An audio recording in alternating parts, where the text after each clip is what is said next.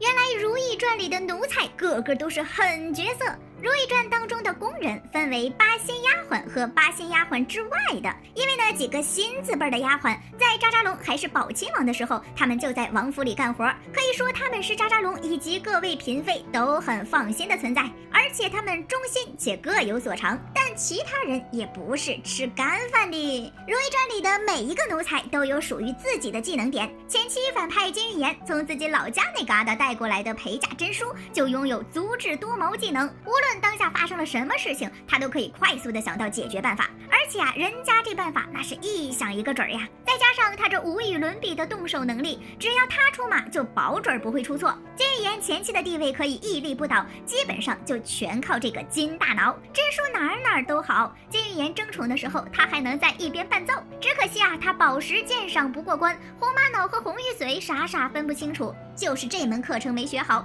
导致他被遣送回了老家。被赶回来的宫女儿，在老家的日子恐怕也会很艰难吧。这么优秀却不干好事儿，最后的结果肯定不能称心如意呀。和真书一样，平时在宫里完全不干好事的人，还有魏嬿婉身边的春蝉。成为魏嬿婉的心腹之后，格局彻底打开。魏嬿婉自己呢，本身就很有心机，春蝉这个丫头还在一边出谋划策。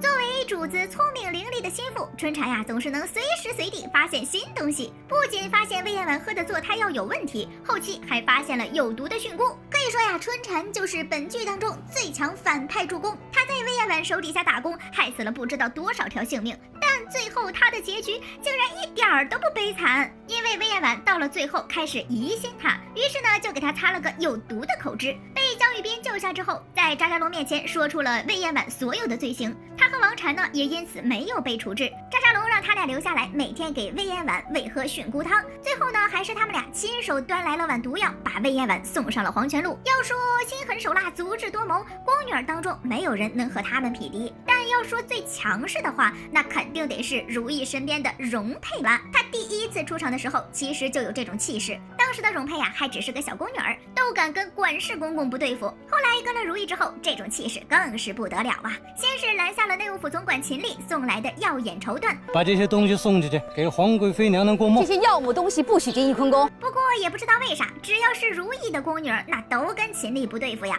如懿成为皇后之后，容佩还亲手往金玉妍的耳洞里硬塞耳坠。她动手的时候呀，不只是手上不饶人，这嘴上也不饶人呐。之后金玉妍讽刺如懿的时候，她一个巴掌呼上去，做了别人想做却不能做的事情。容佩简直就是整部剧的爽点呀！她一心向着如懿，平时呢也没干什么坏事儿。在如懿去世之后，靠着自己的能力，应该也能过得不错。但是最后眼看着主子去世，自己却什么都不能做，应该是最让他痛心的事情了吧？要我说呀，后宫有这么些狠人在，咱们扎扎龙自己都不知道吧？不过呀，他更不清楚的应该就是自己身边的那些人了吧？为何扎扎龙身边的人大都不干人事儿呢？扎扎龙身边的王钦，这可是在他还是阿哥的时候就一直跟着他的太监。可能是由于王钦总是不能理解他的意思，所以扎扎龙登基后只让他当了个副总管太监。王钦呢，平时巴结着高希月这个贵妃和兰华这个皇后，在他们那儿得了好处之余，还惦记着兰华身边的莲心，硬娶了人家之后呢，又各种的实施暴力行为，搞得莲心身上伤痕累累呀。霍霍着小宫女还不够，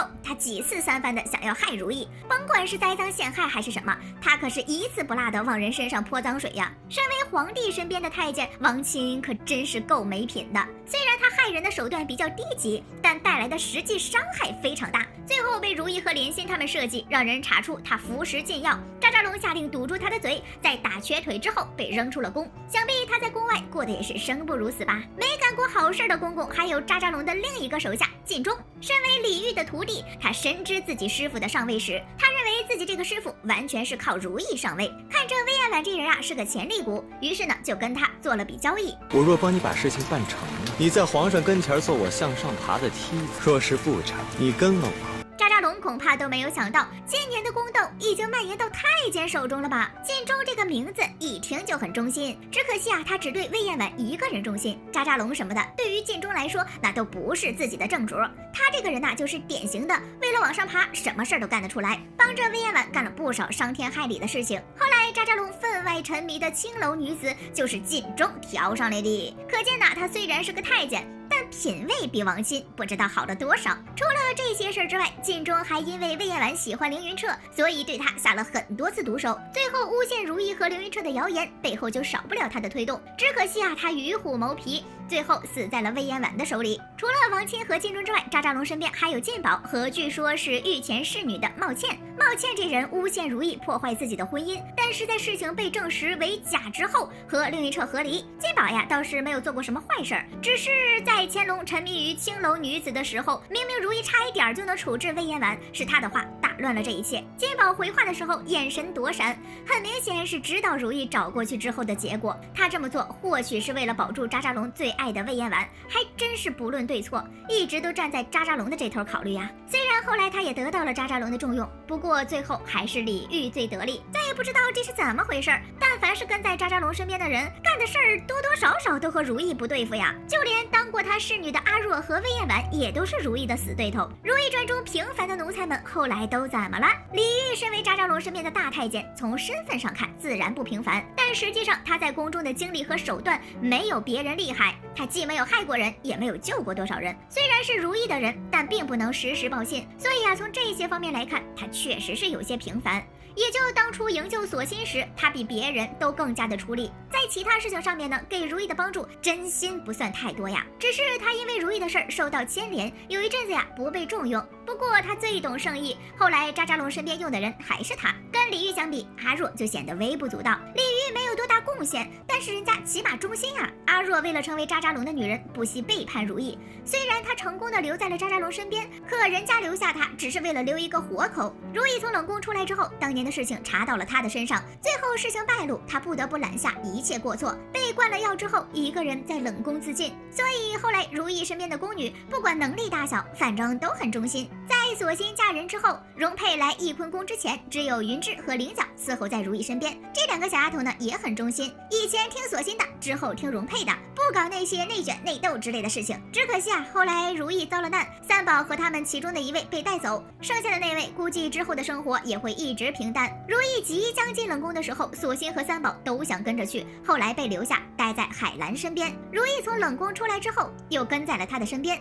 三宝这人呐，忠心又善良，干活呢还很靠谱，可以说是一个不可多得的好下人。只可惜啊，最后被魏延婉身边的王禅带走，最后的结果不是死了就是惨了。和三宝这个名字如出一辙的人，就是高希月身边的双喜。咱们双喜啊，胖乎乎的，很是可爱。这个人呢会耍蛇，说话也挺好听的，看着呀有些笨重，实际呢帮了高希月不少的忙。如意在冷宫时还听命驱赶毒蛇过去，后来东窗事发，扎扎龙让人严审双喜，他也真的说出了实情，最后被下令乱棍打死。非常低调但生活意外顺利的人，就是韩香见身边的喜魄。他之前呢其实在太后身边来着，后来呀才到了韩香见身边。其实他应该是大宫女来着，但后来从小伺候韩香见的哈利古丽一来，喜魄明显就没有那么出彩。还好呀，他熟知宫里的事情，被替代那是完全不可能的。他一直跟在韩香见身边，也没人敢去招惹，最后的结局肯定是很好啦。不过有一说一，咱哈利古丽长得是真心很好看，比扎扎龙那些白贵人平常在都要好上不少呢。同样出自太后手中的人，就是白蕊姬身边的苏云啦，他们都是太后培养出来的人。苏云呢没有什么心机，倒是非常的忠心，帮着白蕊姬啊做了不少的事。最后白蕊姬被赐死的时候，苏云并不在身边，约摸着是被太后叫走，或者是内务府把他调到了其他的地方当差。果然，平凡的工人当中，结局悲惨的人不在少数，反而是心狠手辣的人里有几位下场不错的，这也太不公平了吧！真希望他们的结局可以调换一下。好啦，本期视频就到这里啦，宝宝们别忘了点赞评论哦，比心。